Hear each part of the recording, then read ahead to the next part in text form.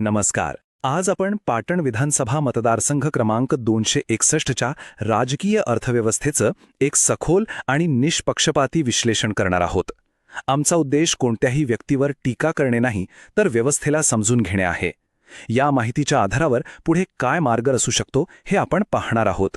चला सुरुवात करूया. तर आजच्या या विश्लेषणाचे 5 भाग आहेत.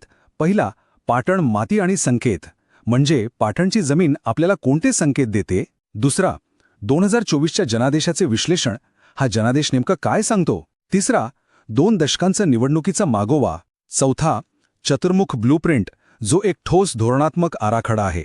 आणि पाचवा, माहितीपासून प्रशासनाकडे, जिथे आपण हे सर्व विश्लेषण कृतीत कसं आणायचं हे पाहू. चला तर पहिल्या भागापासून सुरुवात करूया. पाटण, माती आणि संकेत. Alright, let's begin with the first section. Patan, the soil and the signal. इथली स्थानिक परिस्थिती आणि मूळ आव्हानं आधी समजून घेऊया. Let's first understand the ground realities and core challenges here. नकाशावर बघितलं तर पाटण मतदारसंघ हा सातारा जिल्ह्यात येतो. हा एक प्रामुख्याने ग्रामीण भाग आहे आणि इथली राजकीय गणितं पूर्णपणे स्थानिक आहेत. शहरांपासून दूर इथल्या लोकांच्या समस्या आणि त्यांच्या आकांक्षा थेट जमिनीशी जोडलेल्या आहेत. आणि हा आकडा आपल्याला निवडणुकीच्या आव्हानाची खरी व्याप्ती दाखवतो. 34,824 हे 2024च्या निवडणुकीतील विजयाचं मताधिक्य आहे. खरं तर हे केवळ एक मताधिक्य नाही, हा एक निर्णायक कौल होता. हे इतकं मोठं अंतर का निर्माण झालं हे समजून घेणं अत्यंत महत्त्वाचं आहे. आता या मतदारसंघाची रचना पाहूया.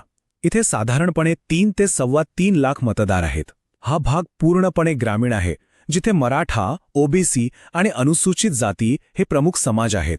आणि लोकांचं जीवनमान ते मुख्यत्वे शेतीवर अवलंबून आहे. खरं तर शेती हाच इथला आत्मा आहे.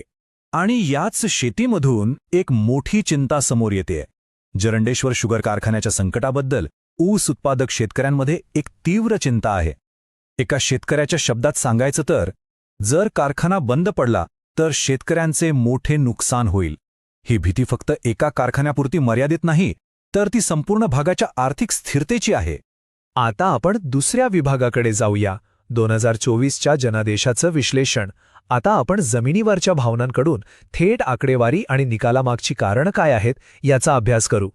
हे बघा, हे आहेत 2024च्या निवडणुकीचे अंतिम आकडे. शिवसेनेचे शंभूराज देसाई यांना मिळाले 1,25,759 मतं, म्हणजे तब्बल 54.33%. तर अपक्ष उमेदवार सत्यजित पाटणकर यांना 90,935 मतं मिळाली, म्हणजे 39.28%. आणि विजयाचं अंतर होतं 34,824 मतांचं. हे एक स्पष्ट आणि निर्णायक मताधिक्य आहे. आता आणखी एक महत्त्वाचा मुद्दा म्हणजे मतदानाची टक्केवारी. 2019मध्ये जे मतदान जवळपास 68% होतं ते 2024मध्ये वाढून जवळजवळ 74% पोचलं. यावरून हे स्पष्ट दिसते की मतदार खूप जागरूक होते आणि त्यांना एक ठोस संदेश द्यायचा होता. मग ह्या निकालामागची प्रमुख कारणं कोणती होती? पहिलं, एनडीएच्या मतांचं मजबूत एकत्रीकरण झालं. दुसरं, विरोधी मतं विभागली गेली, कारण एकसंध विरोधी उमेदवाराऐवजी एक अपक्ष उमेदवार मुख्य आव्हान देत होता. आणि तिसरं, पक्षांमधील फुटीमुळे मतदारांमध्ये जो संभ्रम होता त्याचाही मोठा परिणाम झाला. आणि इथे एक गोष्ट लक्षात घ्यायला हवी. लोकशाहीमध्ये स्पष्टता असणं खूप गरजेचं आहे. माहितीच्या आधारावर निवड करण्याचा अधिकार हे आपल्या घटनात्मक मूल्यांचं मूळ आहे. आणि यातूनच प्रत्येक मतदाराच्या प्रतिष्ठेची हमी मिळते. आता वळूया तिसऱ्या भागाकडे, 2 दशकांचा निवडणुकीचा मागोवा. इथे आपण फक्त एका निवडणुकीपुरतं मर्यादित न राहता मतदारसंघाचा दीर्घकालीन राजकीय प्रवास कसा राहिला आहे ते पाहूया. हा ट्रेंड बघा. 2004मध्ये शिवसेना, 2009मध्ये राष्ट्रवादी काँग्रेस आणि त्यानंतर 2014, 2019 आणि 2024 या तिन्ही निवडणुकांमध्ये शिवसेनेने सलग विजय मिळवला आहे. 2014 नंतर राष्ट्रवादी काँग्रेसकडून शिवसेनेकडे झालेला हा राजकीय बदलाचा प्रवाह अगदी स्पष्ट दिसतो. आणि हे आकडे बघा, हे स्पष्टपणे दाखवतायत की विद्यमान आमदारांची पकड प्रत्येक निवडणुकीत अधिक घट्ट होत गेली आहे. 2014मध्ये 50.54% मतं, 2019मध्ये ती वाढून 52.01% झाली आणि 2024मध्ये हा आकडा 54.33% पोहोचला. हा मतांचा चढता क्रम त्यांच्या वाढत्या प्रभावाचं निदर्शक आहे. आणि हा बदल फक्त विधानसभा पातळीवर मर्यादित नाही. पाटण, ज्या सातारा लोकसभा मतदारसंघाचा भाग आहे, तो एकेकाळचा राष्ट्रवादी काँग्रेसचा बालेकिल्ला, तो सुद्धा 2024मध्ये भाजपकडे गेला. म्हणजे विधानसभा आणि लोकसभा दोन्ही पातळ्यांवर राजकीय समीकरणं कशी बदलली आहेत हे स्पष्ट दिसतं. ठीक आहे, आतापर्यंत आपण समस्येचं निदान केलं. आता प्रश्न येतो उपायांचा. विभाग 4 चतुर्मुख ब्लूप्रिंट. मतदारांशी पुन्हा संपर्क साधण्यासाठी एक स्पष्ट, कृतिशील 4 सूत्री धोरण. याला आपण चतुर्मुख सिद्धांत म्हणू शकतो. म्हणजे 4 आघाड्यांवर एकाच वेळी काम करणे. पहिलं, घर सोबत. स्थानिक मुद्दे जसे की पाणी आणि शेतकऱ्यांचं उत्पन्न यावर आवाज उठवणे. दुसरं, वर्धनकारी विकास. ग्रामीण पायाभूत सुविधा आणि सामाजिक कल्याणावर लक्ष केंद्रित करणे. तिसरं, मुद्दा चित्रित. प्रचाराची मांडणी शेतकऱ्यांची दुर्दशा आणि रोजगाराच्या मुद्द्यावर करणे. आणि चौथं, डिजिटल हकीकत. सोशल मीडियाचा प्रभावी वापर करून लोकांपर्यंत पोहोचणे.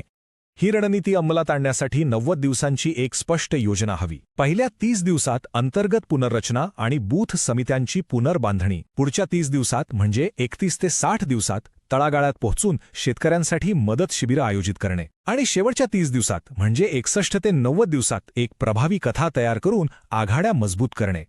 आणि आता शेवटचा विभाग, माहितीपासून प्रशासनाकडे. आपण जो काही आराखडा बनवला आहे त्याला लोकाभिमुख प्रशासनाच्या मूळ तत्वाशी कसं जोडायचं हे इथे पाहू.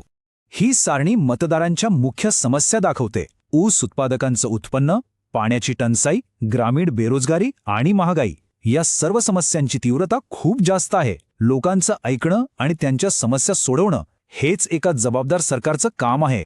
आणि या समस्या लोकांपर्यंत पोहोचवण्यासाठी डिजिटल माध्यमांमध्ये एक मोठी संधी आहे. उदाहरणार्थ 2024च्या आकडेवारीनुसार काँग्रेसला यूट्यूबवर भाजपपेक्षा जवळपास 4 पट जास्त व्ह्यूज मिळाले. या डिजिटल ताकदीचा उपयोग स्थानिक मुद्दे उचलण्यासाठी आणि लोकांचं संघटन करण्यासाठी प्रभावीपणे करता येऊ शकतो. पण एक गोष्ट नेहमी लक्षात ठेवली पाहिजे. मतदारांपर्यंत पोहोचण्याचा कोणताही प्रयत्न, मग तो डिजिटल असो किंवा प्रत्यक्ष, त्यात त्यांच्या गोपनीयतेचा आणि संमतीचा आदर केलाच पाहिजे. भारताची डेटा संरक्षण तत्त्वे ही व्यक्तीच्या प्रतिष्ठेच्या याच पायावर आधारलेली आहेत. तर मग शेवटचा आणि सगळ्यात महत्त्वाचा प्रश्न हा आहे की स्थानिक लोकांच्या समस्या, संघटनात्मक शिस्त आणि डिजिटल कौशल्यावर आधारित एखादी रणनीती पाटणमधील विद्यमान सत्तेच्या आव्हानावर मात करू शकते का? या प्रश्नाचं उत्तर केवळ रणनीतीमध्ये नाही, तर ती अंमलात आणण्याच्या दृढ संकल्पामध्ये दडलेलं आहे. If you want to become a people centric leader and uplift your constituency, get in touch with blueprintstrategies.ai at mgr@blueprintstrategies.ai or call 080-42041602. Purpose beyond politics.